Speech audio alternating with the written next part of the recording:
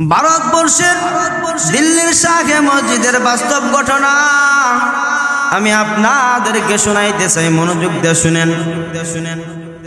কোরআনের কথাটা শুনেন রে যুবক, দিলটা তোমার নাড়া দিয়া উঠবে, দিলটা তোমার নাড়া দিয়া উঠবে। মনোযোগ দিয়া দিলটা লাগাইয়া কথাগুলো শুনেন। দিল্লির শাহে জামে মসজিদ থেকে মুসল্লিরা যখন নামাজ পড়ে বের হইতেছেন শুক্রবারে জুমার নামাজ পড়ে, এমন সময় দেখা যায় একজন খ্রিস্টান পাদ্রী, ইঞ্জিল কিতাবের একজন পণ্ডিত, ইঞ্জিল কিতাবের পণ্ডিত ডাক দিয়া কয়, মুসলমান তোমরা বলো ইসলাম ধর্ম সত্য, কোরআন তোমাদের সত্য ধর্ম। আমরা খ্রিস্টান, আমরা বলি আমাদের ধর্ম সত্য। আমরা বলি খ্রিস্টান ধর্মের কিতাব ইঞ্জিল কিতাব সত্য। ও মুসলমান, চলো না আজকে একটা আমরা চ্যালেঞ্জ গ্রহণ করি। চ্যালেঞ্জ কি? চ্যালেঞ্জ গ্রহণ করবা? ওই আমি আমার কিতাব তাওরাত কিতাব, আমি আমার ইঞ্জিল কিতাব নিয়ে এসেছি, তোমরা আসো না আমার সঙ্গে একটা পরীক্ষা করে নেই, একটা প্রতিযোগিতা করে নেই, আমরা চ্যালেঞ্জ গ্রহণ করে নেই। কি চ্যালেঞ্জ? ওই আমি আমার কিতাব আগুনের মধ্যে ফালাবো, আগুন জ্বালাবো, আগুনের মধ্যে আমার কিতাব ফালাবো, আর তোমাদের কিতাব তোমরা ফালাইবা। দেখবো আমরা কোন কিতাব জ্বলে আর কোন কিতাব জ্বলে না। যেই কিতাব জ্বলবে সেই কিতাব সত্য নয়, সেই ধর্ম অসত্য নয়, আর যেই কিতাব জ্বলবে না এই কিতাব অসত্য, এই ধর্ম অসত্য। কেমন চ্যালেঞ্জ করছে এরকম দেখবেন। তখন উনি কি বললেন? মুসল্লিরা কইতেছে, বাবা তুমি যে বলছো, ও খ্রিস্টান পাদ্রী, ও খ্রিস্টান পণ্ডিত, তাওরাত ইঞ্জিল কিতাবের পণ্ডিত, তুমি যে বলছো আমরা তো সাধারণ মুসল্লি, নামাজ পড়ি, কোরআনের এত মুহূর্ত তো আমরা এত বেশি বুঝি না, তাইলে চলো আমাদেরও অনেক পণ্ডিত আছে, কোরআনের পণ্ডিত কেরা, মসজিদের খতিব, মুফতি সাহেব, মুহাদ্দিস সাহেব, ঠিক না বেটি, মুফাসসিরগণ, আসেন তাদের কাছে যাই, তুমি তাদের সাথে কথা বলো, আমরা তোমাকে তার কাছে নিয়ে যাবো, চলো। কারণ আমরা তো কথা বুঝি না, আমরা চ্যালেঞ্জ কীভাবে করবো? আমরা ইমান তো দুর্বল, আমরা খালি আল্লাহর দরবারে যাই, মসজিদে যাই আর আসি আর নামাজ পড়ি, ঠিক না? তো চলেন আমাদের সাথে। বলে কার কাছে? বলে আমাদের একজন হুজুর আছেন, হুজুরের কাছে। তখনকার সময় ভারতের সবচেয়ে বড় আলেম ছিলেন শাহ আব্দুল আজিজ মুহাদ্দিস দেহলভী রহমতুল্লাহি আলাইহি। ওনার কাছে নিয়ে গেলেন, খ্রিস্টান পাদ্রীকে নিয়ে গেলেন। নিয়ে যাওয়ার পর গিয়া বলতেছে মুসল্লিরা, হুজুর ইঞ্জিল কিতাবের পণ্ডিত এমন একটা চ্যালেঞ্জ করেছে, এই চ্যালেঞ্জে তো আমরা যাইতে পারবো না, আমরা তো এত কিছু বুঝি না, তার কথাগুলো আপনি বুঝেন। হুজুর বলতেছেন, শাহ আব্দুল আজিজ দেহলভী রহমতুল্লাহি আলাইহি ডাক দিয়া কন, ও খ্রিস্টান পাদ্রী বলো তুমি কি বলতে চাও?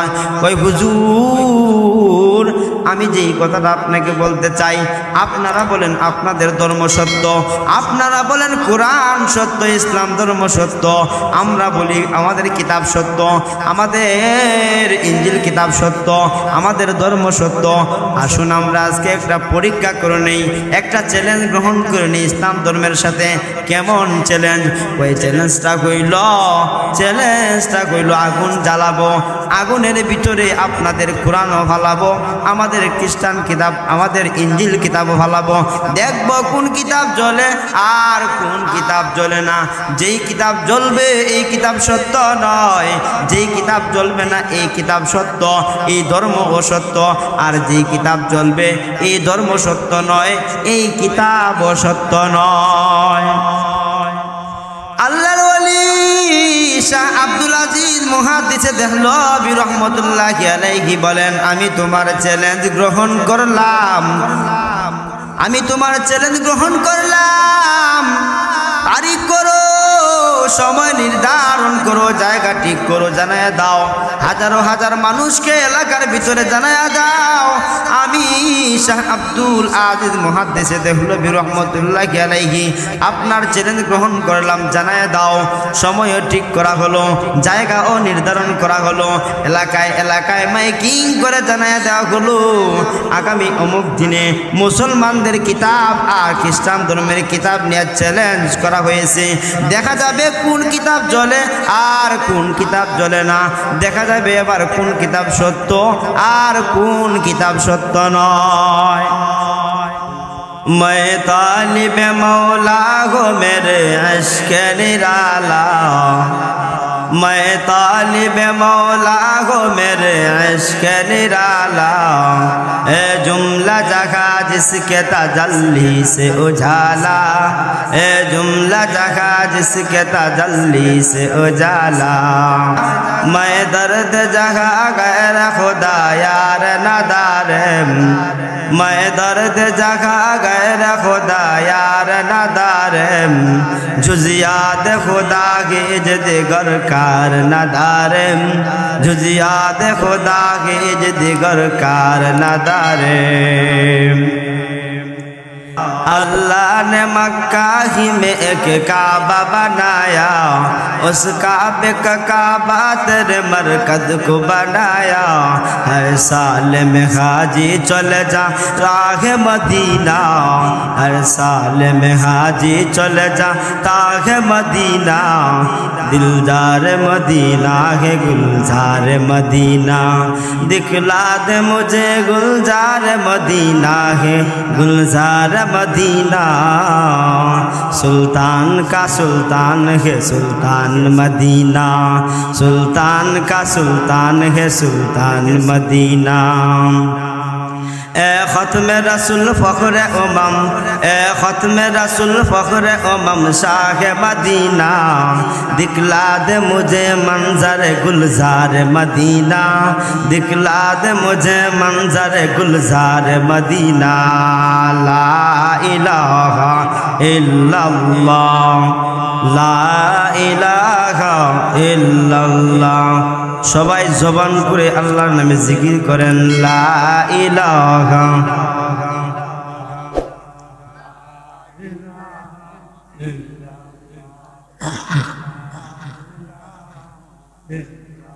লা ইলাহা ইল্লাল্লাহ। জবানের মালিক কে? যে আল্লাহ আমারে আপনারে জবান দিছে, এই আল্লাহর নামে জিকির করতে কি কোনো বাধা আসেনি? তাহলে মন থেকে বলেন লা ইলাহা ইল্লাল্লাহ, লা ইলাহা ইল্লাল্লাহ, লা ইলাহা ইল্লাল্লাহ।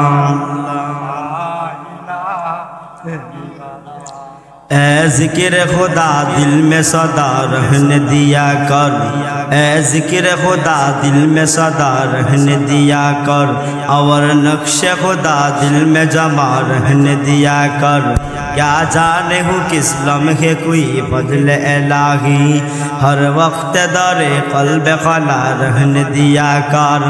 मुर्शिद की नज़र गज़ बसर से न होती है, मुर्शिद की नज़र गज़ बसर से न होती है। क्या खुश नजरी खुश नजरी खुश नजरी है, क्या खुश नजरी खुश नजरी खुश नजरी है। दिल तोड़ के दिल जोड़ दिया सबका खुदा से, दिल तोड़ के दिल जोड़ दिया सबका खुदा से। क्या दिल शिकानी दिल शिकानी दिल शिकानी है, क्या दिल शिकानी दिल शिकानी दिल शिकानी है। ला इलाहा इल्लल्लाह, ला इलाहा इल्लल्लाह, ला इलाहा इल्लल्लाह, ला इलाहा इल्लल्लाह मुहम्मदुर রাসূলুল্লাহ। সবাই পড়েন সাল্লাল্লাহু আলাইহি ওয়াসাল্লাম। ঘুমঘুমিয়া খাদিমুল কোরআন পরিষদের উদ্যোগে আজকের আয়োজিত আল্লাহ রাব্বুল আলামিন আমাকে তৌফিক দেন, কারণ বাবাজিরা জবান দিয়েছে আল্লাহ, আমাকে সৃষ্টি করেছেন আল্লাহ, কিন্তু আল্লাহ যদি আমাকে তৌফিক না দেয় আমি একটা কথাও বলতে পারবো না। ঠিক না বেঠিক? একটা কথা আমি বলতে পারবো না। তো আল্লাহ রাব্বুল আলামিন যদি আমাকে তৌফিক দেন আপনাদের খেদমতে হাজির হয়ে আপনাদেরকে দুই চারটি কথা শোনার, কোরআন এবং হাদিস থেকে শোনার চেষ্টা করব। আল্লাহ রাব্বুল আলামিন যেন তৌফিক দান করেন। ওমা তৌফিক ইল্লা বিল্লাহ। সম্মানিত উপস্থিতি, আমি আপনাদের সামনে যে দিকটা তুলে ধরতে চাই, আপনাদের এখানে আজকে যিনি আসবেন সারা বাংলার আলোড়ন সৃষ্টিকারী ওস্তাদ মুফতি আনিসুর রহমান আশরাফি হাফিজাহুল্লাহ, উনি আপনাদের এখানে আজ তশরিফ আনবেন। উনি সারা বাংলার যুবকদের আইডল, ওনাকে সবাই ফলো করে, ওনার কথা এত ভালো লাগে। আমি প্রতিদিন ওনার কথা শুনি, ওনার কথা না শুনলে আমার ঘুমই আসে না। আমি প্রত্যেক দিন কিছু না কিছু সময় হলো ওনার বক্তব্য শুনি। ওনার যে আলোচনা হৃদয়ের ভিতরে, মনের ভিতরে, যে মানুষের দেহের ভিতরে যে জঙ্কার আছে, ময়লা আছে, ময়লা পরিষ্কার করার মতন কথা এবং আলোচনাও নাই। কারণ গায়ের জামার মধ্যে যে আপনার ময়লা আছে, সাবান দিয়ে পাউডার দিয়ে ধুইলে পরে কি হয়? পরিষ্কার হয়। কিন্তু যেই কথায়, যে আল্লাহর কথায়, নবীর কথা, এই সমস্ত আলোচনা শুনলে হৃদয়ে পরিষ্কার হয়। এই সমস্ত কথা দরকার আছে, রুহানি ডাক্তার। তো সম্মানিত উপস্থিতি, আমি আপনাদের খেদমতে যেহেতু আজ এখানে কোরআনের মাহফিল, এই কোরআনের মাহফিল সম্পর্কে দুই চারটি কথা বলার চেষ্টা করব। কারণ এই মাহফিলের দাম আমি আপনি হয়তো বুঝি না। এই মাহফিল যারা আয়োজন করেছেন এদের যে কত দাম আল্লাহর কাছে, আল্লাহ কিন্তু চেয়ে চেয়ে দেখতেছেন। আমরা ছোট সময় দেখছি যাত্রা গান হইতো, বিভিন্ন জায়গায় গানের আয়োজন হইতো। আজকে দেখা যায় বিভিন্ন পাড়া মহল্লায়, শহর থেকে গ্রাম পর্যন্ত কোনো জায়গার গানের আয়োজন হয় না, কোনো জায়গার গানের আয়োজন হয় না। এখন দেখা যায় 5 জন 10 জন 20 জন যুবক মিলে কি করে সবাই মিলে একটা কোরআনের মাহফিলের আয়োজন করে। এই মাহফিল যদি আল্লাহর কাছে কবুল হয়ে যায়, হতে পারে এই মাহফিলও আপনি আমার জন্য নাজাতের উসিলা। ঠিক না বেঠিক? জোরে কোন। সম্মানিত উপস্থিতি, আমাদের সমাজের অবস্থা খুবই খারাপ। কোন সমাজে ইসলামকে ধ্বংস করার জন্য কে কোন মন নিয়ে আসে আপনি বুঝতেই পারবেন না। দেখবেন ভালো পোশাক পরে আইছে, টুপি মাথা দিয়েও আয় ইসলামের শত্রুতা করতো। ঠিক না বেঠিক? এমনও আছে। ভাইয়েরা, বন্ধুরা, যুবক, আমি আপনাদের সামনে যে কথাটা তুলে ধরতে চাই, ভারতবর্ষের দিল্লির শাহে মসজিদের বাস্তব ঘটনা আমি আপনাদেরকে শোনাইতে চাই। মনোযোগ দিয়ে শুনেন, কোরআনের কথাটা শুনেন রে যুবক। দিলটা তোমার নাড়া দিয়া উঠবে, দিলটা তোমার নাড়া দিয়া উঠবে। মনোযোগ দিয়া দিলটা লাগাইয়া কথাগুলো শুনেন। দিল্লির শাহে জামে মসজিদ থেকে মুসল্লিরা যখন নামাজ পড়ে বের হইতেছেন শুক্রবারে জুমার নামাজ পড়ে, এমন সময় দেখা যায় একজন খ্রিস্টান পাদ্রী, ইঞ্জিল কিতাবের একজন পণ্ডিত, ইঞ্জিল কিতাবের পণ্ডিত ডাক দিয়া কয়, মুসলমান, তোমরা বলো ইসলাম ধর্ম সত্য, কোরআন তোমাদের সত্য ধর্ম। আমরা খ্রিস্টান, আমরা বলি আমাদের ধর্ম সত্য। আমরা বলি খ্রিস্টান ধর্মের কিতাব ইঞ্জিল কিতাব সত্য। ও মুসলমান, চলো না আজকে একটা আমরা চ্যালেঞ্জ গ্রহণ করি। চ্যালেঞ্জ কি? চ্যালেঞ্জ গ্রহণ করবা? ওই আমি আমার কিতাব তাওরাত কিতাব, আমি আমার ইঞ্জিল কিতাব নিয়ে এসেছি, তোমরা আসো না আমার সঙ্গে একটা পরীক্ষা করে নেই, একটা প্রতিযোগিতা করে নেই, আমরা চ্যালেঞ্জ গ্রহণ করে নেই। কি চ্যালেঞ্জ? ওই আমি আমার কিতাব আগুনের মধ্যে ফালাবো, আগুন জ্বালাবো, আগুনের মধ্যে আমার কিতাব ফালাবো, আর তোমাদের কিতাবগুলো তোমরা ফালাইবা। দেখবো আমরা কোন কিতাব জ্বলে আর কোন কিতাব জ্বলে না। যেই কিতাব জ্বলবে সেই কিতাব সত্য নয়, সেই ধর্ম অসত্য নয়, আর যেই কিতাব জ্বলবে না এই কিতাব অসত্য, এই ধর্ম অসত্য। কেমন চ্যালেঞ্জ করছে এরকম দেখবেন। তখন উনি কি বললেন? মুসল্লিরা কইতেছে, বাবা তুমি যে বলছো, ও খ্রিস্টান পাদ্রী, ও খ্রিস্টান পণ্ডিত, তাওরাত ইঞ্জিল কিতাবের পণ্ডিত, তুমি যে বলছো আমরা তো সাধারণ মুসল্লি, নামাজ পড়ি, কোরআনের এত মুহূর্ত তো আমরা এত বেশি বুঝি না। তাইলে চলো, আমাদেরও অনেক পণ্ডিত আছে, কোরআনের পণ্ডিত কারা, মসজিদের খতিব, মুফতি সাহেব, মুহাদ্দিস সাহেব, ঠিক না বেটি, মুফাসসিরগণ, আসেন তাদের কাছে যাই, তুমি তাদের সাথে কথা বলো, আমরা তোমাকে তার কাছে নিয়ে যাবো, চলো। কারণ আমরা তো তথা বুঝি না, আমরা চ্যালেঞ্জ কীভাবে করবো, আমরা ইমান তো দুর্বল, আমরা খালি আল্লাহর দরবারে যাই, মসজিদে যাই আর আসি আর নামাজ পড়ি, ঠিক না? তো চলেন আমাদের সাথে। বলে কার কাছে?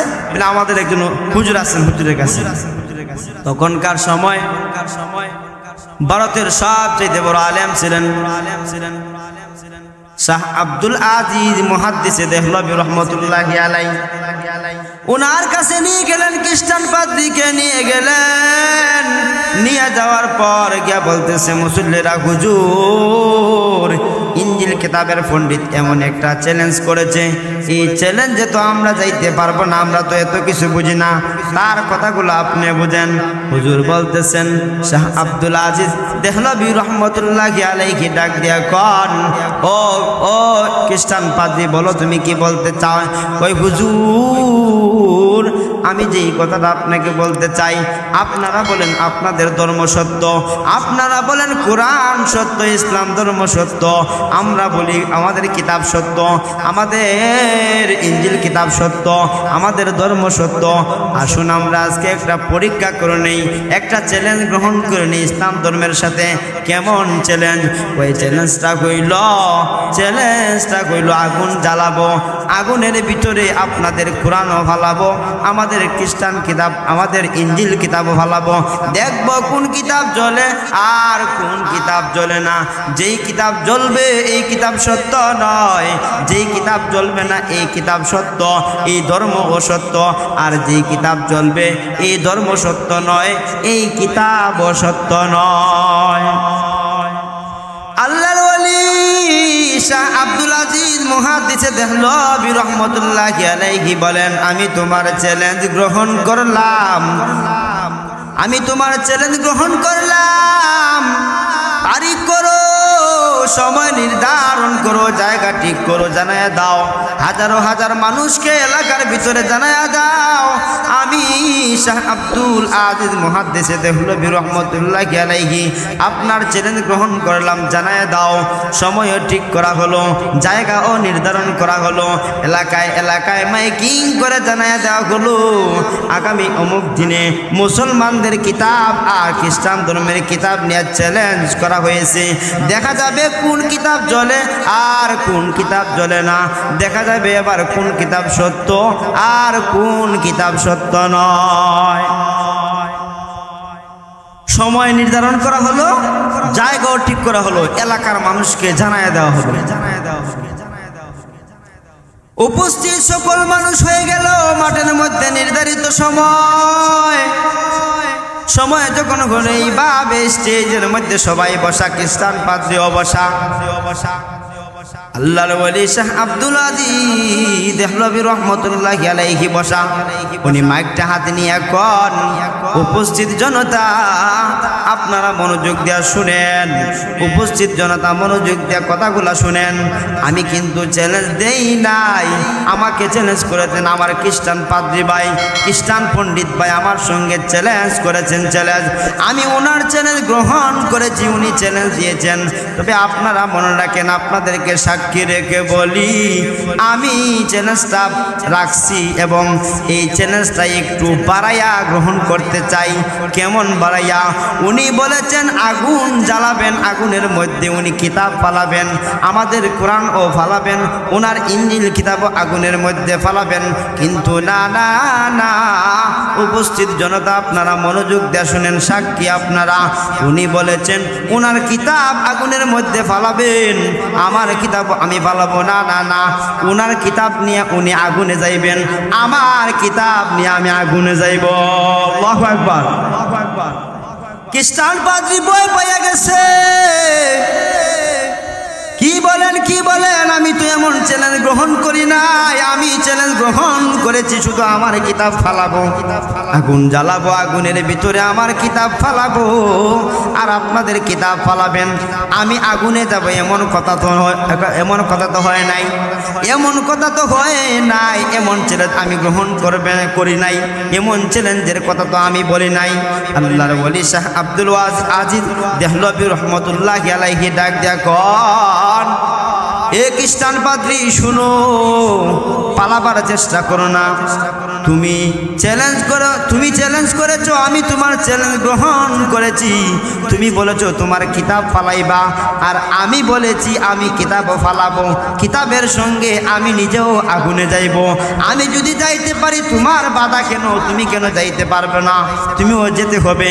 এবার যখন চাপায়া ধরলেন, এ খ্রিস্টান পাদ্রী, তোমার চতুর্দিকে সিকিউরিটি গার্ড আছে, তুমি কিন্তু চ্যালেঞ্জ গ্রহণ করেছো, তুমি যদি না যাও কেন তুমি যাইবা না? আসল কথা হও, আসল কথা হও। খ্রিস্টান পাদ্রী ডাক দেখো, হুজুর মাপ চাই, আমাকে ক্ষমা করুন। কয় কেন তোমাকে ক্ষমা করব? কেন হয়েছে, কি হয়েছে?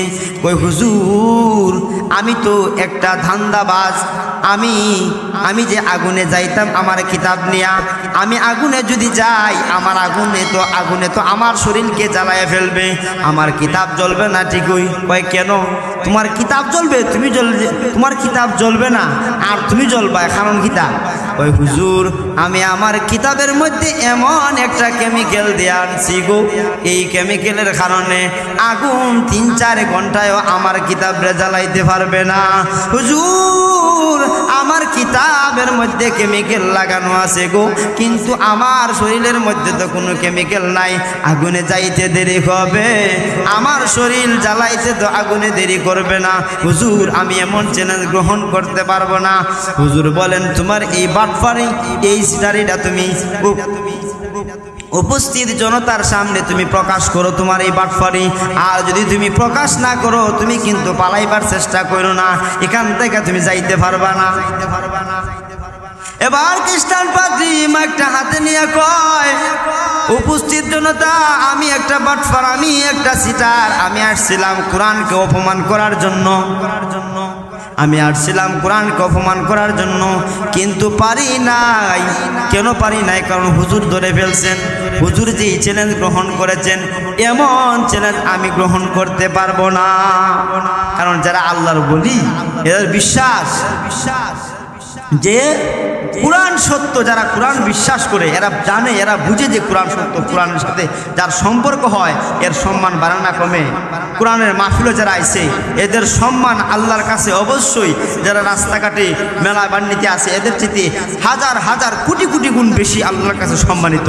এত কোরআনের মাহফিলে গেলে আমরা 20,000 টাকা দিয়ে যদি একটা শাড়ি না নিই, ফারাত ফরে, পাড়ার মধ্যে পরে আমরা কি সালাম করি? সালাম করি না। কেন করি না? এটার কি সম্মান? পরিও তো, এটা আমরা গায়ে হয়ে দিই।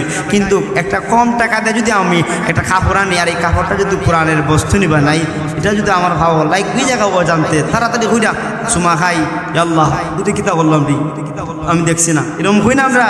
কতটুকু সম্মান কোরআনের সংস্পর্শে যে যাবে তার সম্মান বাড়বেই, শুধু বাড়বে। ঠিক না বেটি? তো সম্মানিত উপস্থিতি, তখন সে তো ধরা খাইলো। ধরা খাওয়ার পরে তখন হুজুর বললেন, এই মাহফিল থেকে, এই আয়োজন থেকে 20,000 অমুসলিম মুসলমান ইসলাম গ্রহণ করেছিল শাহ আব্দুল আজিজ দেহলভী রহমতুল্লাহি আলাইহির হাত ধরে। সুবহানাল্লাহ, জোরে কোন, আরো জোরে কোন সুবহানাল্লাহ।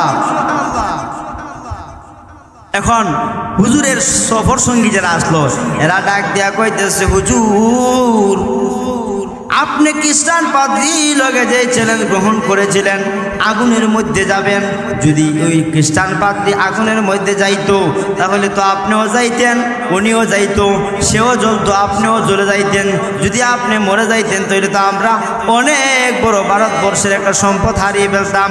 আল্লাহর বলে ডাক দেয়া কয়, সফর সঙ্গীরা রে, মনোযোগ দিয়া শুনো শুনো শুনো, আমাকে যে আল্লাহ এই আগুন দিয়া জ্বালাবে না এটা আমার দৃঢ় বিশ্বাস।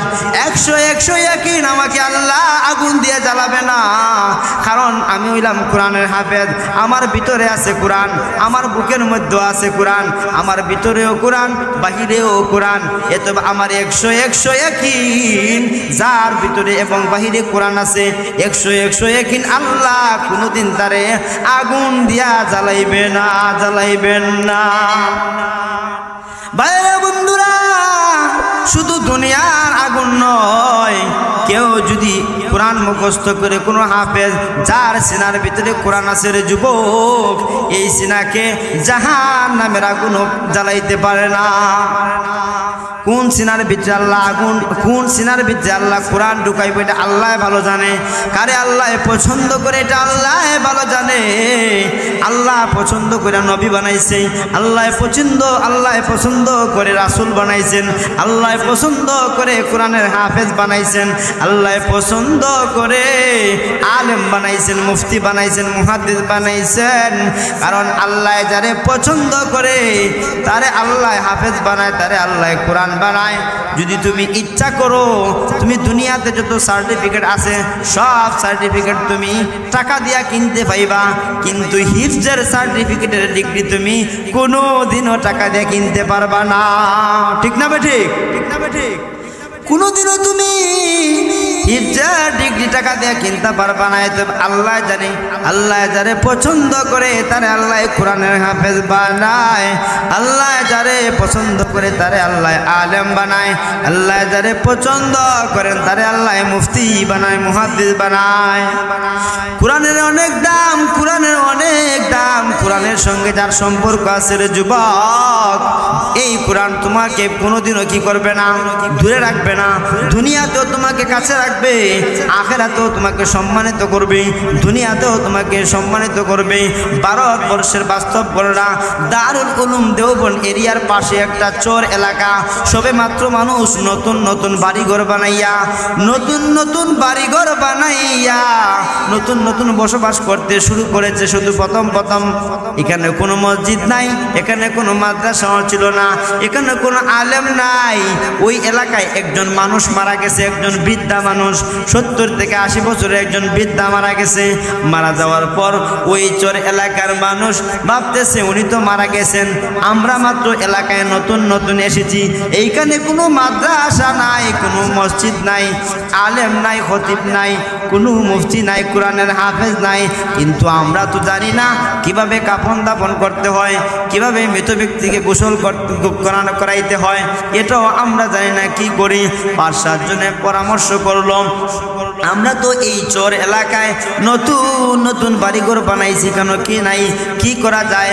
কিন্তু এই মুরব্বি করে আমরা ওই মৃত ব্যক্তিকে দাফন করব, কাফন দাফন করব, গোসল দিব, জানাজা পড়াইব, কিচ্ছু জানি না।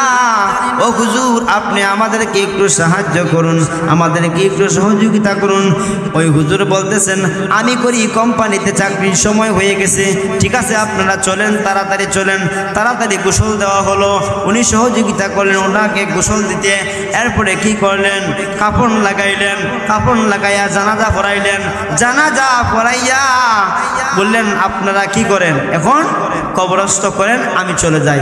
ওই হুজুর, দয়া করে আপনি যদি কবরে রেখে যাইতেন, কারণ কবরে কিভাবে রাখতে হয় এইটাও আমরা জানি না। হুজুর কি করলেন? ওনাকে কবরে রাখলেন, মাটি দিলেন, উনি চলে গেলেন। ওনার কোম্পানিতে, যেই কোম্পানিতে উনি চাকরি করেন, ওইখানে তিনি চলে গেলেন।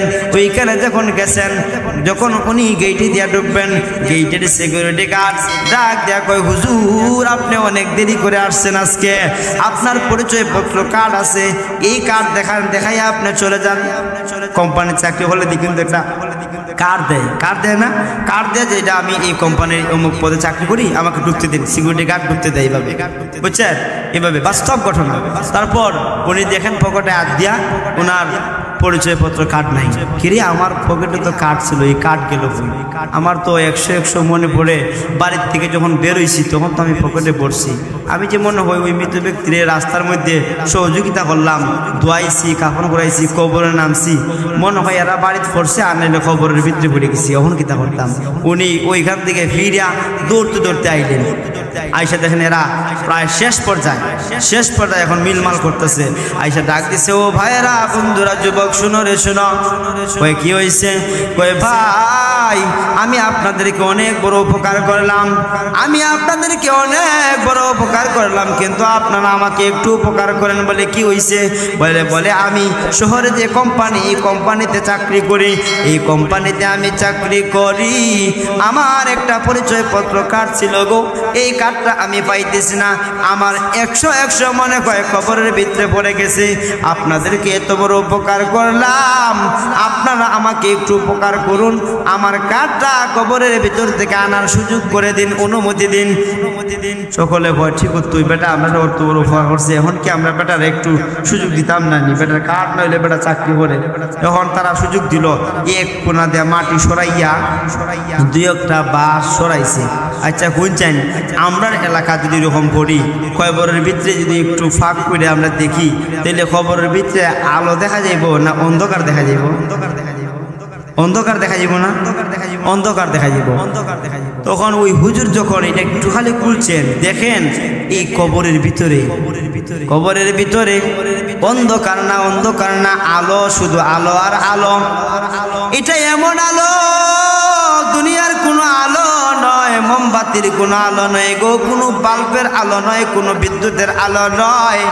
কেমন আলো? এই আলো ঝলমল করতেছে, আর আমার পরিচয়পত্র কার্ডটা স্পষ্ট দেখা যাচ্ছে। উনি ওনার কার্ডটা নিয়ে আসলেন আর বললেন, ভাইয়েরা, আপনাদের ওই ব্যক্তি মনে হয় খুব ভালো মানুষ আসলো, যাকে আল্লাহ আখিরাতেও সম্মানিত করছেন, দুনিয়ার বুকে ওই দেখেন দেখাইয়া দিয়েছেন কোনো একটা মাধ্যমে আল্লাহ দেখাইয়া দিয়েছেন। ওনার কবরের ভিতরে কি হয়েছে? আলো ঝলমল করতেছে, এত সুগ্রাণ, মুহূর্তের মধ্যে এই জায়গা মৌত হয়ে গেছে, শুধু গ্রাণ আর আলো আর আলো। এই খবরটা মুহূর্তের মধ্যে এলাকার ভিতরে ছড়িয়ে পড়লো। মুহূর্তের ভিতরে যখন অনেক গ্রাম ছড়িয়ে পড়লো ঘটনা, অমুক এলাকায়, চোর এলাকায় একজন বৃদ্ধা মারা গেছে, কোনো এক কারণে ওনার কবরকে একটু খোদা হলো, দেখা যায় শুধু আলো আর আলো। এই আলো কোনো দুনিয়ার আলো নয়, এটা জান্নাতি আলো। এই খবরটা চলে গেল, এই খবর, এই সংবাদ যাইতে দারুল উলুম দেওবন্দ মাদ্রাসায় চলে গেছে। দারুল উলুম দেওবন্দ মাদ্রাসার নাম শুনছেন আপনারা?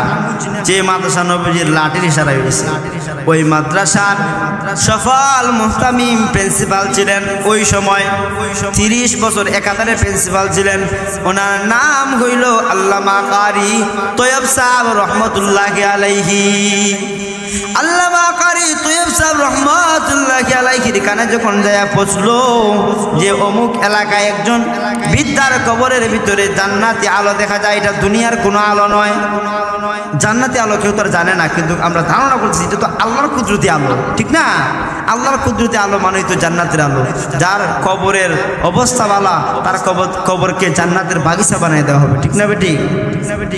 তখন বাইরা আল্লামা কারি তৈয়ব সাহেব রহমতুল্লাহি আলাইহি সংবাদটা শোনার পর উনি চলে আইলেন।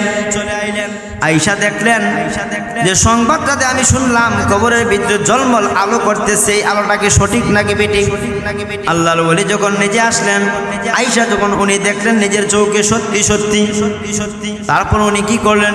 এখানের কাজ শেষ করে উনি চলে গেলেন ওনার বাড়িতে যাইয়া বলতেছেন, কে আছেন ওনার বাড়িতে? ওনার বাড়িতে কেউ নাই, আছে শুধু ওনার একটা মেয়েকে ডাকতে বলতেছেন, মা গো, ও মা, তোমার বাবার কি এমন আমল ছিল তোমার বাবার গো, বলো না। তোমার বাবার এই আমলের কারণে আল্লাহ দুনিয়াতে অসম্মানিত করেছেন, আখিরাতেও আল্লাহ সম্মানিত করবেন। কোন মানুষের ঘটনা আল্লাহ দুনিয়াতেও জানায়, কোন মানুষকে আল্লাহ দুনিয়াতে সম্মানিত করেন মরণের সময়, ঠিক না বেঠিক? আমাদের বানিয়াসুঙ্গে একজন আল্লাহর ওলি আসলেন, আমরা শুনছি বহুত আগে তাই মারা গেছে, আপনারা শুনছেন কিনা আমি জানি না, আমি মুরব্বীদের কাছ থেকে শুনছি। উনি বড় একজন আল্লাহওয়ালা মানুষ ছিলেন, মানুষে ওনারা খুব ভক্ত করত। উনি যখন মারা গেলেন, মারা যাওয়ার পর যখন ওনাকে খবর দেওয়া হলো, ওনার কবর থেকে আতরের ঘ্রাণ বাড়িতেছে, তখন মানুষে একটু একটু করে মাটি নেই, নীতি নীতি দেখা যায় এক পর্যায়ে মাটি কমে যেতেছি।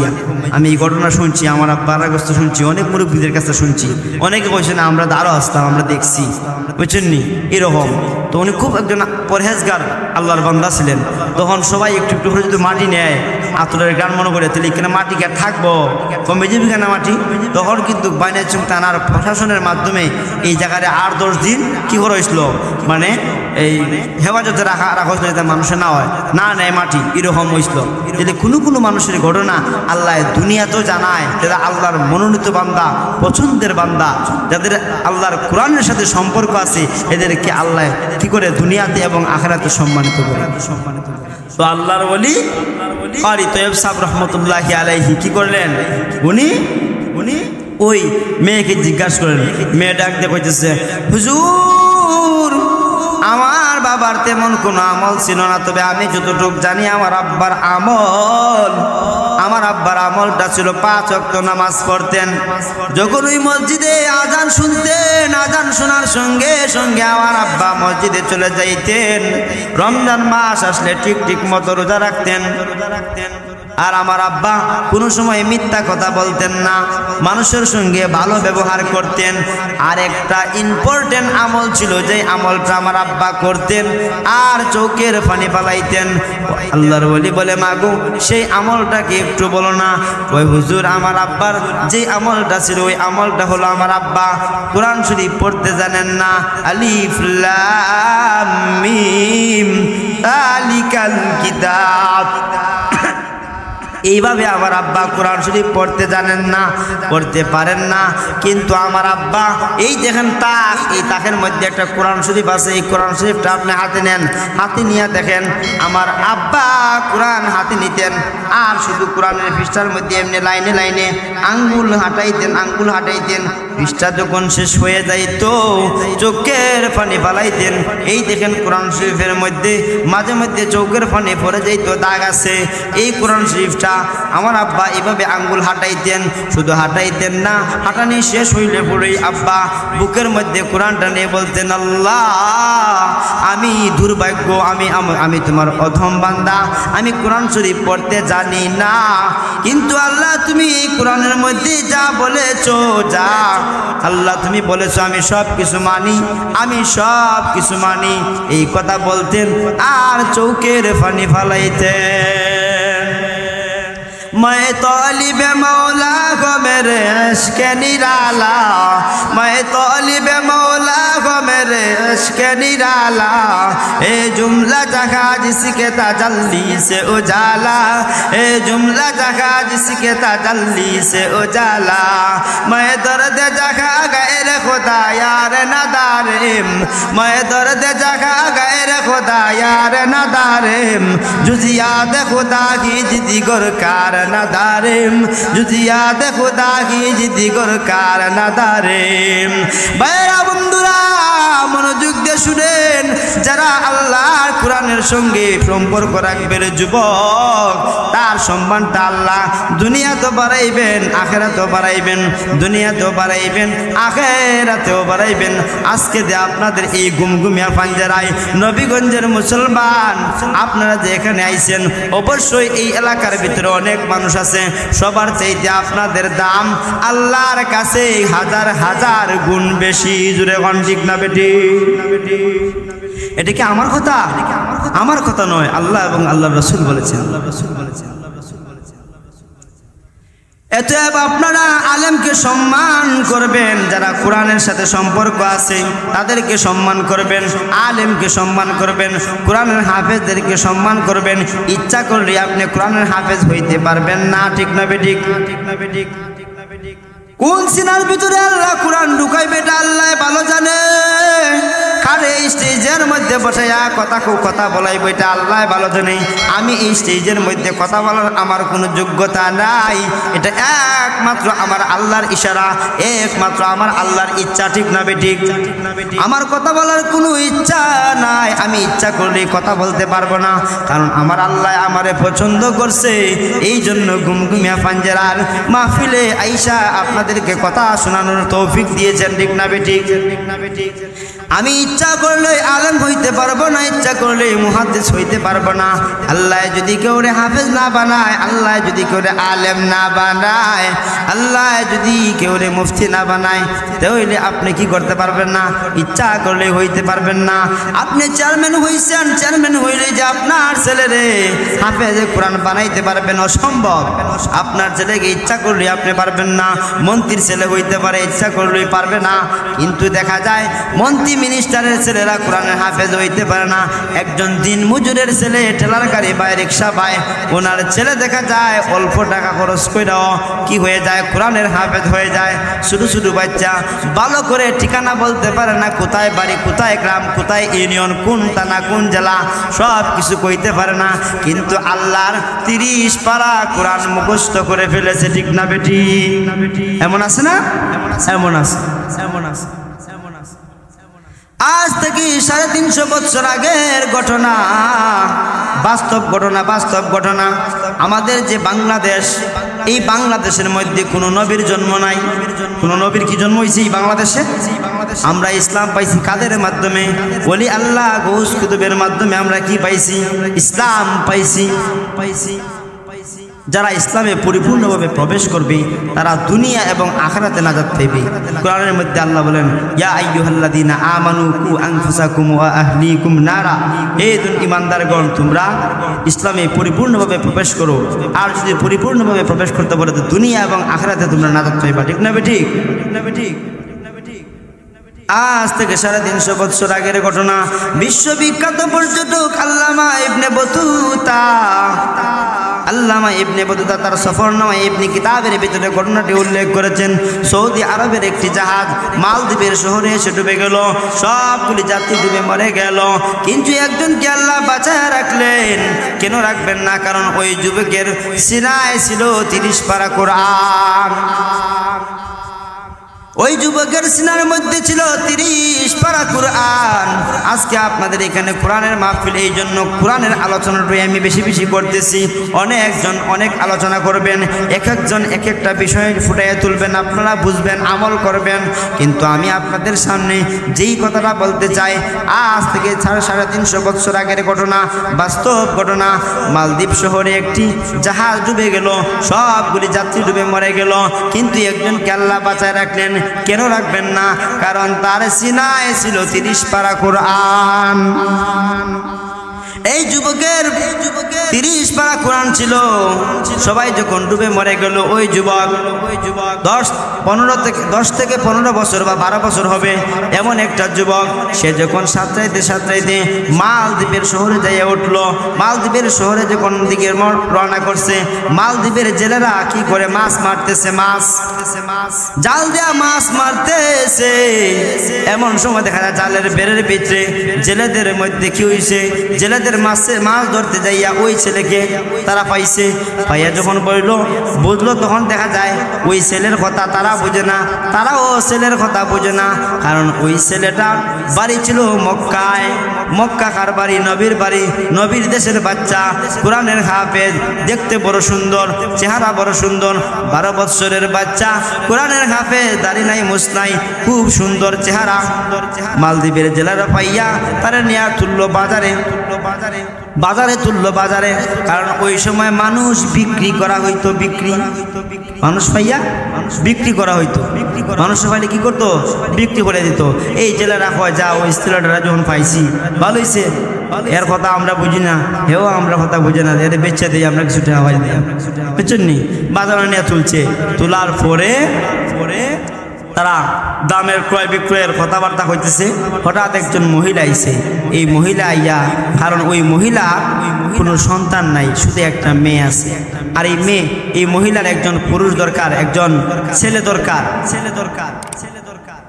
মালদ্বীপের জেলেরা ওই ছেলেকে নিয়ে যখন বাজারে উঠলো তখন দেখা যায় বাজারের মধ্যে একজন মহিলা আইছে। ওই মহিলার একটা ছেলের প্রয়োজন, একটা ছেলের প্রয়োজন। জেলেদেরকে বলতেছে, জেলেরা রে, জেলেরা তোমরা বলো না এই ছেলেটার দাম কত? যত কইছে ওই মহিলা বড় সম্পদশালী, অত টাকাই দিয়া দিছে। ছেলেটারে বাড়িতে নিছে, নিয়ে যখন বলছে বাবা তুমি আমাকে মা ডাকবা, মহিলাকে মা ডাকে। একটা বোন আছে, বোনটারে বোন কইয়া ডাকে, মা রে মা কইয়া ডাকে।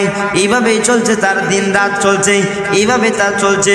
অনেক দিন যাইতে যাইতে হঠাৎ একদিন দেখা যায় সে বাহিরে গেছে, ঘরে ফিরছে।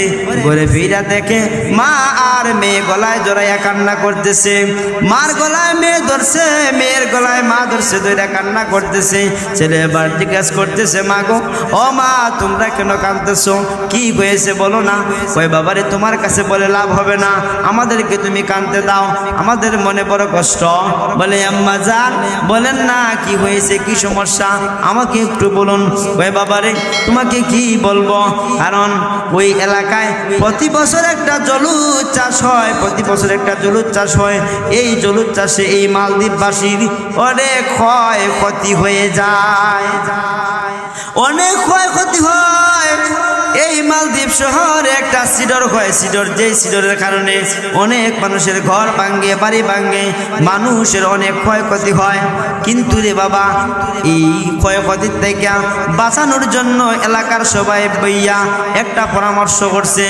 ভোগ হিসাবে একজন পণ্ডিত বলছে, ভোগ হিসাবে একজন মেয়েকে যদি দেওয়া হয় তাহলে একজন মেয়ের ক্ষতি হইব, একজন মেয়ের কি হইব, মৃত্যু হইব।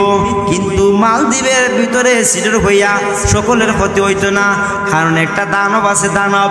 এই দানবটা প্রতি বছরে একবার আসে, আইসা এলাকার ভিতরে জলুদ চাষ করে, সিডর কইরা ওই মালদ্বীপবাসীর অনেক ক্ষয়ক্ষতি কইরা ফেলে।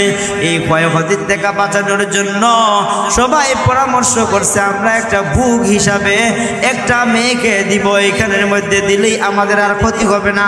তবে মেয়েদের ওই মেয়েটার কিছু গুণ থাকতে হবে। গুণ কেমন গুণ থাকতে হবে? ওই মেয়েটা হতে হবে সুন্দরী, খুব রূপসী এবং এক মায়ের এক মেয়ে, এক মার এক মেয়ে হতে হবে।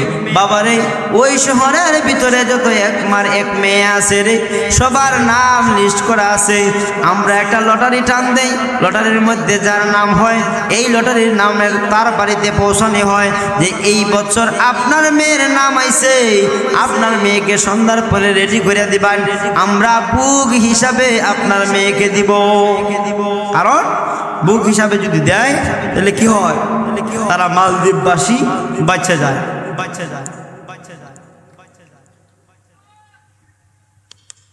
তখন বাবারে এই বছর আমার মেয়ের নাম উঠছে, এই বছর আমার মেয়ের নাম উঠছে। এই জন্য, কারণ আমার তো আর দুনিয়াত কেউ নাই, তোমার আমি কি না যে তুমি খার ছেলে, তুমি বিপদে হইরা কোন দেশ থেকে আইছো, এই দেশে উঠছো, এখন তোমার শোনাই আর কি হইব? আমার তো আর কেউ নাই দুনিয়াতে, একটা মেয়ে আসিল, এখন এই মেয়েটার নাম উঠছে লটারির মধ্যে, আমার মেয়েটা তো এখন যাইবি গিয়া, আর গেলে পরে তো আর সে ফিরে আইতো না, কারণ যে দানব আয় ওই দানবে আমার মেয়েরে খেয়ে ফেলবে, যার কারণে আমি আর কি করবো না, আমার মেয়ের পারবো না। এই জন্য ওই ছেলে আবার ডাক দেখো, মা গো, ও মা শোনো, ও মা শোনো, টেনশন করবা না, চিন্তার কোনো কারণ নাই। কই কেন বাবা টেনশন করবো না, চিন্তার কোনো কারণ নাই। ওই মা গো, আপনার মেয়েকে লুকিয়ে ফেলুন, আমার দাড়ি নাই, মুছ নাই, আমাকে সাজগুজ করে আপনার মেয়ের কাপড় চোপড় পরাইয়া দিয়ে দেন, আমি আপনার মেয়ের বদলে চলে যাই। ওই বাবা এটা কেমন করে হয়, এটা কেমন করে হয়? তুমি তো মেহমান, তোমাকে আমরা ক্রয় করে আনছি, কেমন করে আমার মেয়ের বদলা আমি তোমাকে দিয়ে দিই রে বাবা, এটা তো হয় না। ওই মা গো টেনশন করবা না, বোনটারে পাঠাইয়ে দেন নানার বাড়ি, বোনটারে পাঠাইয়ে দেন নানার বাড়ি, বাকি সব আমি দেখবো, আপনি কোনো কি করবেন না, টেনশন করবেন না। আপনি আমার পরিচয় জানেন না, আপনি আমার পরিচয় জানেন না, আমার বাড়ি মক্কা, নবীর দেশের বাচ্চা, আমি নবীর দেশে, আমার নবী বলে নবীকে আমরা চিনি না। এই দেশের মানুষ 100 100 মুসলিম, কেউ মুসলমান না, কোরআন কি চিনে না, নবীকে এটাও চিনে না। কয় মাগো আপনি এটা আমার উপরে ছেড়ে দেন, বোনটারে লুকাইয়ে ফেলুন, আমি বুঝবো, আমি দেখব কি করা যায়, আপনি কোনো টেনশন করবেন না। আমি হলাম 30 পারা কোরআনের হাফেজ, আমি দেখবো মাগো আপনি বোনটারে লুকাইয়ে ফেলুন। সন্ধ্যার সময় যখন হলো, বোনের কাপড় চোপড় পরিয়া সব কিছু রেডি হইয়া একদম দাড়ি মুছনাই মহিলার মতোই দেখতে দেখা যায়। নবীর দেশের বাচ্চা, চেহারা অনেক সুন্দর দেখা যায়, কিন্তু সে কি করলো, এই সুন্দর চেহারা নিয়া যখন সুন্দর করে বোনের কাপড় চোপড় পরিধান করিয়া কি করলো, সেজে গুজে বসে রইল। সরকারি ফৌজ সন্ধ্যার পরে আইসা হাজির, আইসা দরজার মধ্যে নক করছে, টক টক করে, দরজা খুলুন। মা দরজা খুললো, মাকে বলছে মাগো সাবধান, কেউ যেন জানতে না পারে, বোনটারে একবারে লুকাইয়ে ফেলুন, আগামীকালকে সকালে ইনশাআল্লাহ দেখা হবে, আপনি টেনশন করবেন না। ওই কোরআনের হাফেজ নাম তার ছিল আবুল বারাকাত। এই আবুল বারাকাতকে সে কি করলেন, সাজগুজ করিয়া যখন সরকারি ফৌজ নিয়ে গেল, সরকারি ফৌজ চিনে নাই কাকে নিচে, এটা মেয়ে না ছেলে এটা বুঝতে পারে নাই, এমনভাবে সাজগুজ করেছে। অল্প বয়সের ছেলে, বয়সটা মনে হয় 10 থেকে 12 হবে। ওই ছেলেকে যখন নিয়ে যায় নির্দিষ্ট জায়গায় দেয়া যখন রাখলো, নির্দিষ্ট জায়গায় রাখার পর সরকারি ফৌজ তারা মাইরা তারা চলে আইছে। প্রতি বছর এইভাবে রাখায় তারা তাদের জায়গায় চলে গেছে। রাত যখন গভীর হইল, এই হাফেজে কোরআন আবুল বারাকাত কি করলো, সরকারি ফৌজ যখন চলে গেল, তার কাপড় চোপড় খুলে ওযু করে সে নামাজ পড়তে শুরু করলো। আর সে অপেক্ষা করতেছে কোন সময় সিডার হয়, কোন সময় জলোচ্ছ্বাস হয়, অপেক্ষায় আছে, কোন সময় দানব আছে, এবার দানবের লগে সাক্ষাৎ হবে, দানবের লগে এবার দেখা হবে। আল্লাহর কাছে দোয়া করতেছে, মালিক তুমি যদি আমাকে সহযোগিতা করো গো আল্লাহ, তুমি আমাকে সাহায্য করো আল্লাহ, তুমি যদি এই বিপদের মোকাবেলায় তুমি আমাকে জয়ী করো। এইভাবে আল্লাহর কাছে দোয়া করতেছে, আল্লাহ যদি আমি এই মোকাবেলায় জয়ী হইতে পারি, সাকসেসফুল হইতে পারি, তাহলে আমি এখান থেকেই কি করব, ইসলামের প্রচার শুরু করব, ইসলামের প্রচার শুরু করব। তার নিয়তটা বালা কিনা বালা না, তার নিয়তটা হলো বালা, সে ইসলাম শুরু করবে, ইসলাম প্রচার শুরু করবে। কারণ ওই এলাকার মানুষ চিনে না ইসলাম কি, ওই এলাকার মানুষ বুঝে না ইসলাম কি, চিনে না কোরআন কি, বুঝে না, চিনে না আল্লাহর নবী কে, এটাও চিনে না। কারণ তারা ছিল সবাই অমুসলিম, তারা ছিল সবাই অমুসলিম। হাফেজে কোরআন আবুল বারাকাত নিয়ত করছে কি, যদি আল্লাহ আমি এখানে সাকসেসফুল তুমি আমারে বানাও, আমি এখান থেকেই শুরু করব কোরআনের আলোচনা, ইসলাম প্রচার শুরু করব। আল্লাহ তোমার কোরআনের দাওয়াত আমি কি করব, প্রচার করব। আল্লাহ কিন্তু তার মনের খবর জানেন কিনা জানেন না, অন্তর্যামী আল্লাহ। তার নিয়ত বালা। বুখারী শরীফের 1 নম্বর হাদিসে আইছে, ইন্নামাল আমালু বিন্নিয়াত, সমস্ত কাজ নিয়তের উপর নির্ভরশীল। নিয়ত যদি আপনার ভালো হয় তাহলে সব কাজ ভালো হইব। আপনি যদি নিয়ত করে আসেন, দেখা যায় এখানের মধ্যে মাহফিল হইতেছে, এই মাহফিলে যাব, যাইয়া আমি আলোচনা শুনবো, এখান থেকে যদি আমি একটা কথা শিখতে পারি তাহলে কি হবে, এই নিয়ত যদি আপনি কইরা আসেন অবশ্যই আল্লাহ আপনার নিয়ত কবুল করবে। আর এই নিয়ত কইরা এই মাহফিলে আসাটা হয়ে যাইতে পারে মরণের পর আপনার নাজাতের ওসিলা। আপনি যদি বলেন ভাইরাল বক্তাদের ওয়াজে বেশি বেশি মানুষ হয়, এখানে যদি দেখা যায় কম কম মানুষ, আরে বাবা, আরে ভাই, ও যুবক ভাই, মানুষ কম হইতে পারে কিন্তু আল্লাহর কাছে এই মানুষের দাম বেশি না কম, অনেক বেশি, অনেক বেশি, অনেক বেশি। যারা আজকে মাহফিল করাইতেছেন, আপনি যদি নিয়ত করেন আমি আজকে ঘুমিয়া যে মাহফিল হইতেছে এই মাহফিলে যাব, আজকে দেখা যায় অনেক বড় প্যান্ডেল, হাজার হাজার মানুষের সমাগম, কিন্তু না না না, অল্প মানুষও যদি হয় আর ওইখানে আপনি একটু সময় বৈশা, অল্প সময় বৈশা যদি কথাগুলা শুনেন, কথাগুলা বুঝেন, তাহলে আর আপনার জীবনে যদি আজকের কথাগুলা শুনে না, যদি আপনার জীবনে একটা ভালো রাস্তা পাইয়া যান, তাহলে যারা এত টাকা খরচ করে যারা যারা মাহফিল করাইলেন তাদের মাহফিল করানোটা হবে সার্থক। এত দূর থেকে বক্তারা আসবেন, হুজুররা আসবেন, এইখানের মধ্যে উপস্থিত হয়ে যে বক্তব্য রাখবেন, কথা বলবেন, তাদের বক্তব্য রাখাটা, কথা বলাটা, কুরআন হাদিসের কথা বলাটাও হবে সার্থক। আর আপনারা যে এখানে বৈশা কথাগুলা শুনলেন, আমল করলেন, ভালো রাস্তা পাইলেন, কল্যাণের রাস্তা পাইলেন, জাহান্নামের রাস্তা থেকে মুক্ত হয়ে জান্নাতের রাস্তা পাইলেন, আপনাদের জীবনটা হবে সার্থক, সকলের জীবনটা হবে সার্থক। মাহফিল যারা করাইলেন এই মাহফিল করানোটা হবে তাদের জন্য সার্থক। ঠিক না বেটি? আমি আপনার চাইছিলাম ওই কোরআনের হাফেজ আবুল বারাকাত কি করলো? অপেক্ষা করতেছে কোন সময় জানি সিজর হয়ে দানব কোন সময় আসে, দানব কোন সময় আসে, দানবের অপেক্ষা করতেছে। রাত যখন গভীর হলো, নিশারাত যখন হইল, নিশারাত যখন হইল, নিশিরাইতে হঠাৎ করে দেখা যায় সে অপেক্ষা করতেছে নামাজ পড়ে। হঠাৎ করে দেখা যায় সাগরের মধ্যখান থেকে শা শা আওয়াজ করে কি যেন আইতেছে, কি যেন আইতেছে। এটাই সেই দানব। হাফেজে কোরআন আবুল বারাকাতের বসতে আর বাকি নাই। এটাই সেই দানব, যেই দানব বছরে একবার আসে, যেই দানব বছরে একবার আসে। আইসা এই মালটা স্কুল কলেজে যাও নাই, কারণ তোমার বাড়ির পাশের মানুষ এক হইছে, ও আব্দুল্লাহর মা, ও আব্দুল্লাহর বাপ, ও আব্দুর রহিমের মা, ও আব্দুর রহিমের বাপ, তুমি যে তোমার ছেলেটারে মাদ্রাসায় দিছো, হাফিজি মাদ্রাসায় দিছো, এত বড় ইয়া ভাত খাইতে পারতো না, কেমনে খাইব? ওই দেখো আমার ছেলেটারে দিছি কোথায়?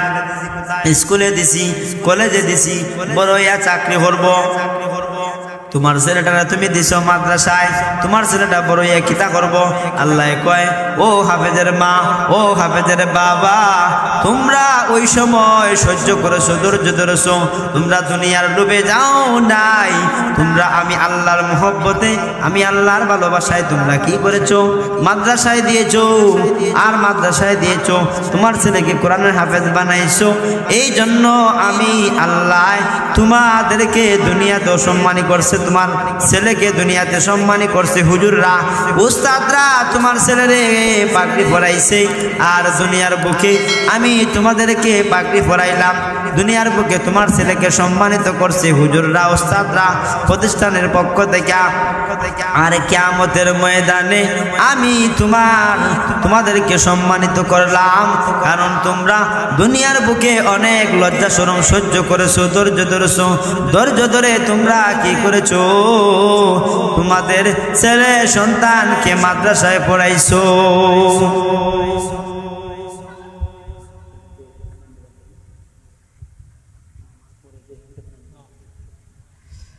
বুঝছেননি?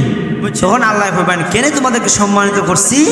কারণ তোমরা ওই সময় দুনিয়া বুকে সহ্য করেছো, ধৈর্য ধরেছো, যে আমরা কি করব? আমরা মাদ্রাসায় পড়াবো। এই জন্য আমি আল্লাহ তোমাদেরকে কি করলাম? সম্মানিত করলাম। ও ভাইয়েরা, ও যুবক ভাইয়েরা, এই যে আজকে যে মাহফিল আপনারা করাইছেন, কোরআনের মাহফিল করাইছেন, এখানে যে কোরআনের আলোচনা হইতেছে, এখানে যে কোরআনের আলোচনা হইতেছে, এই আলোচনা যদি আল্লাহর দরবারে কবুল হয়, তাহলে আপনি কি হয়ে যাবেন? আপনার নাজাতের ওসিলা হয়ে যাবে। আরে যুবক ভাই, যেই যৌবনকালে মানুষের গান গাইতে মন চায়, টুপি মাথায় দিতে মন চায় না, নামাজ পড়তে মন চায় না, মন চায় কি করতে?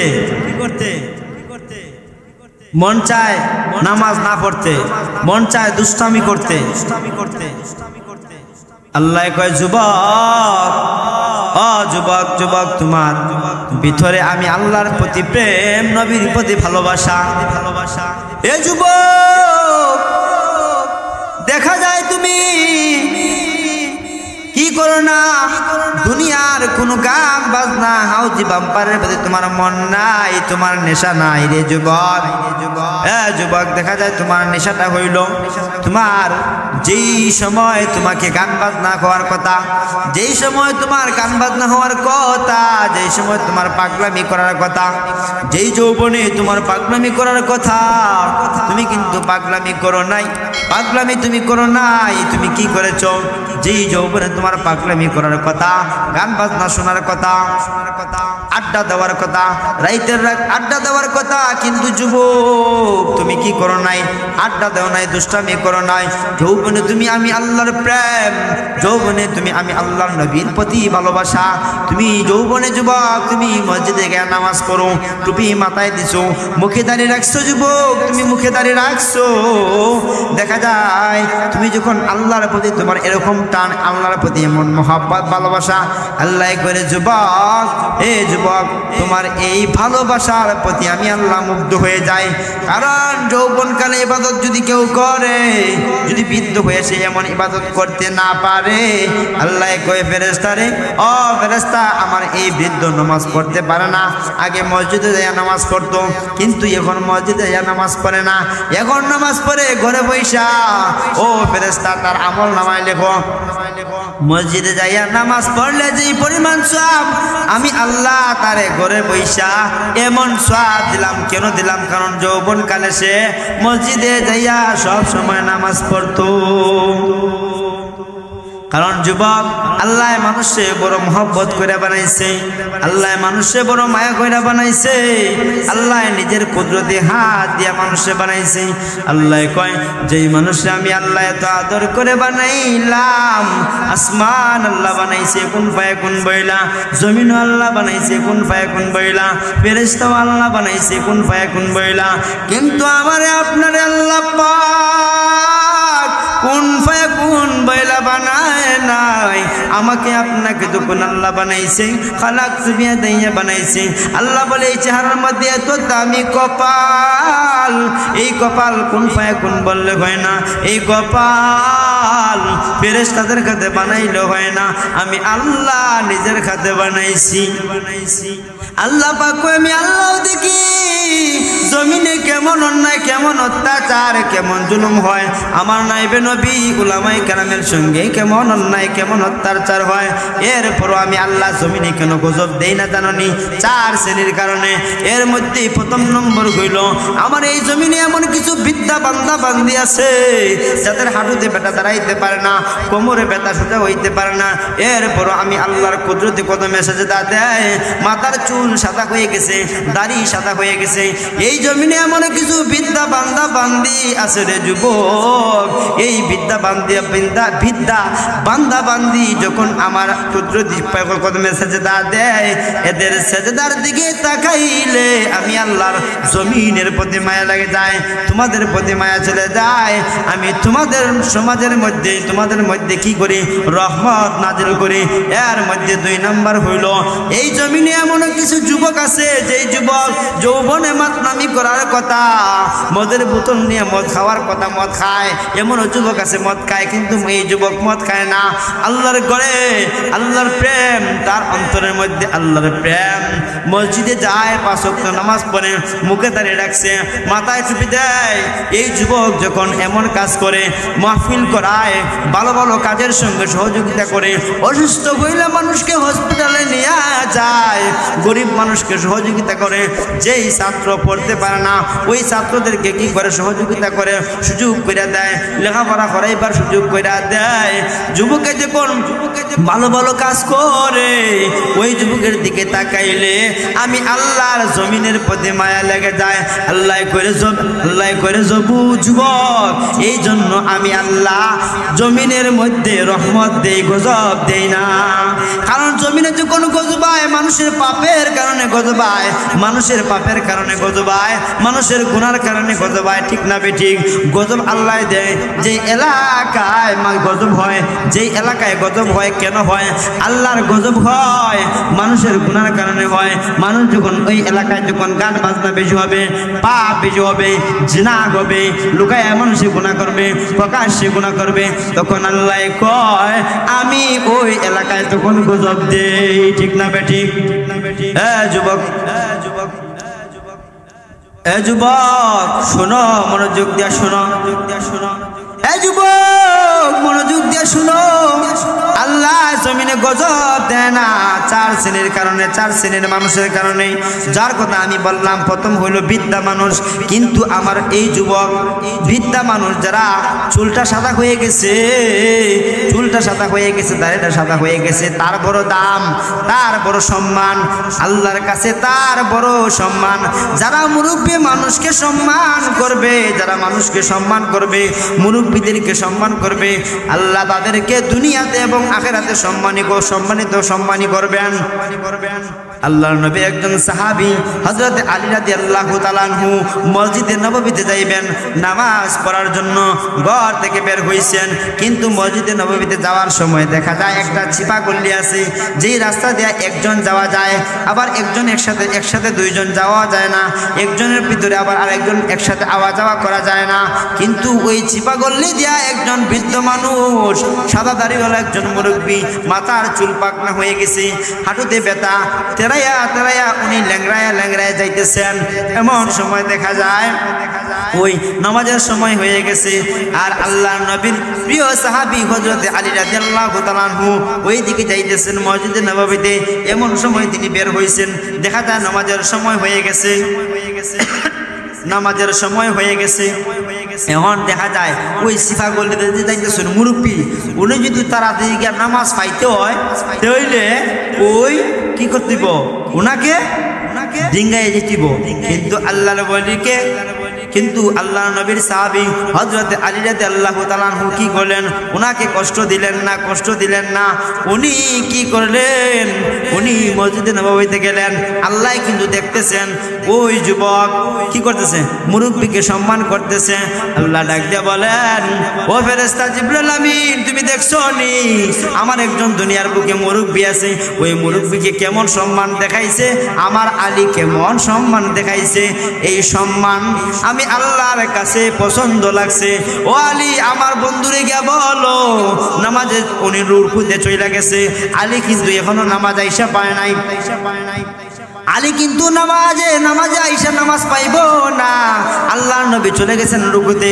আল্লাহর নবীর কাছে কয়েকবার নামাজের ভিতরে কি আইছে, ফেরেশতা জিবরিল আমিন আইছে। এর মধ্যে ওই আলীর ঘটনার সময় একবার আইছে, মুরব্বীকে সম্মান দেখানোর কারণে। আল্লাহর নবীর কাছে ফেরেশতা জিবরিল আমিন আইসা বলেন, ওগো নবীজি, আপনি রুকুতে চলে আসেন, রুকুটা একটু লম্বা করেন, দেরি করেন, কারণ আপনার আলী এখনো আইসা নামাজে ধরে না। বুঝছেন?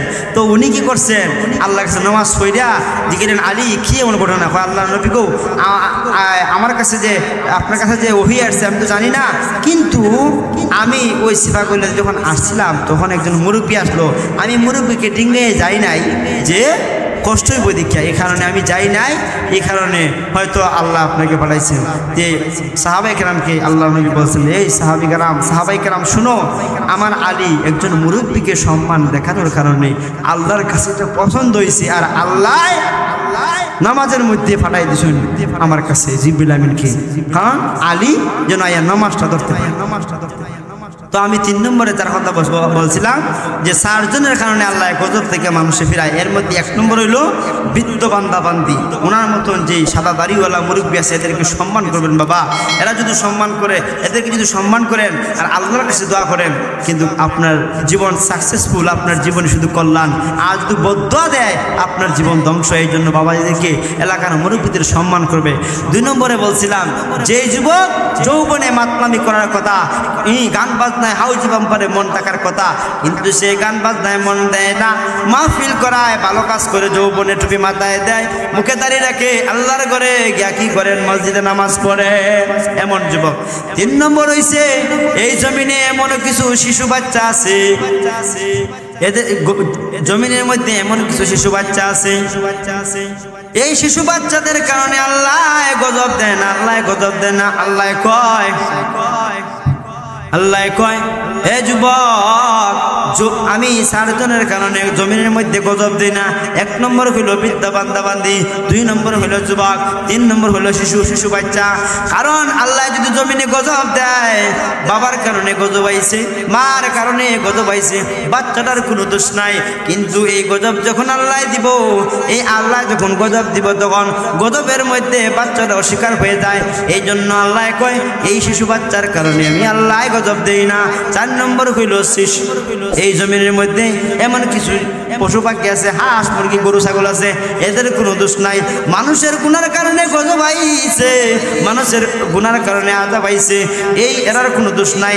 এই 4 শ্রেণীর কারণে আমি আল্লাহ জমিনে গজব দেই না। তো প্রিয় ভাই ও বন্ধুগণ, আপনাদের সামনে এতক্ষণ যিনি আলোচনা করলাম, আল্লাহ রাব্বুল আলামিন জন্য প্রায় 1 ঘন্টার উপরে আলোচনা করলাম। আল্লাহ পাক রব্বুল আলামিন এতক্ষণ যে আলোচনা করলাম, এই আলোচনার জন্য আল্লাহ রাব্বুল আলামিন কবুল করেন। এবং আমরা যারা শুনলাম, আমি সহ যারা আমি আপনাদেরকে বললাম, আপনারা শুনলেন, আমাকে আপনাকে উভয়কে জন্য আল্লাহ হেদায়েতের রাস্তা এবং আল্লাহ যেন আমাদেরকে কবুল করেন। আর আমি যদি আপনাদের মধ্যে কোনো অনিচ্ছাকৃত যদি কোনো ভুল হয়ে থাকে, আল্লাহ ক্ষমা করতেন। আর আপনারা সবাই আমার জন্য দোয়া করবেন, আমি যেন দিন প্রচারের কাজে আপনাদের খেদমতে হাজির হইতে পারি। আল্লাহ রাব্বুল আলামিন আমাকে সুস্থ রাখেন, আপনাদেরকে আল্লাহ রাব্বুল আলামিন সুস্থ রাখুক। সবার জন্য দোয়া রেখে, সবার কাছ থেকে দোয়া নিয়ে আমি চলে গেলাম। বাবাজিরা সবাই এখানে আমার বড় ভাইয়ের মতো, আমার বাবার সমতুল্য ছোট ভাই, মাওলানা, শিক্ষকগণ অনেক যারা আছেন, সকলের কাছ থেকে আমি দোয়া নিয়ে বিদায় নিলাম। সবাই যেন আল্লাহ রাব্বুল আলামিন ভালো রাখেন, আমাকে যেন আল্লাহ ভালো রাখেন। সবাই দোয়া করবেন। আসসালামু আলাইকুম ওয়া রাহমাতুল্লাহি ওয়া বারাকাতুহু ওয়া আখিরু দাওয়ানা আলহামদুলিল্লাহি রাব্বিল আলামিন।